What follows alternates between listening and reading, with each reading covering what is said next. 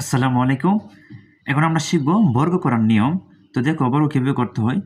বর্গ করার জন্য আমাকে ২ টা সূত্র লাগবে। ২ টা সূত্র একই, একটা প্লাসের, একটা কি মাইনাসের। এটা কি a plus b whole square, সূত্র কি a square plus 2ab plus b square. আরেকটা হলো কি মাইনাসের, a minus b whole square সমান কি a square minus 2ab plus b square. ২ টা সূত্র একই, একটা প্লাসের, একটা মাইনাসের। দেখো বর্গ করার নিয়মটা কি, প্রথম যে প্রশ্ন থাকবে এটা সর্বপ্রথম আমরা স্কয়ার দিব। কি দিব আমরা? স্কয়ার দিব 2x প্লাস 3y। এটা খেয়াল করো। তো বর্গ করার জন্য আমরা প্রথমে কি করছি, 2x প্লাস 3 হচ্ছে প্রশ্নটা, সর্বপ্রথম স্কয়ার দিব আমরা। ঠিক আছে, এটা কি বর্গ। এখন দেখো এখানে যদি মধ্যে প্লাস থাকে তাহলে আমাকে প্লাস সূত্র দিতে পারবো, যদি মধ্যে থাকে মাইনাস তাহলে মাইনাস সূত্র দিতে পারবো আমরা। এর মধ্যে কি আছে?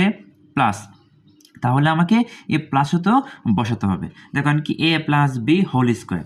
দেখো এখানে কি এটা কি আমার a আর এটা কি আমার b, মানে এই পাঁচটা a এই পাঁচটা b। দেখো প্রথম কি বলছে আমাকে x স্কয়ার মানে a মানে কি আমার 2x। দেখো 2x আর স্কয়ারের স্কয়ার, তারপর কি আছে প্লাস 2 এর 2। দেখো এই 2 এ বি গুণ আকার আছে, কি আকার আছে? 2 এর 2। a মানে কি আমার 2x ইনটু b মানে কি আমার 3y প্লাসের এই যে প্লাস বি মানে কি আমার 3y স্কয়ারের স্কয়ার।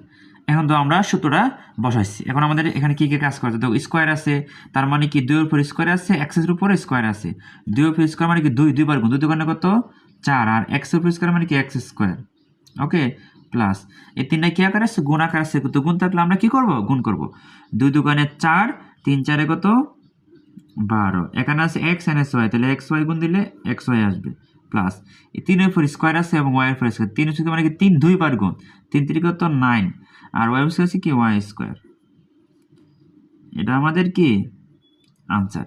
আশা করি সবাই বুঝছে। প্রত্যেকটা বর্গ একইভাবে হবে।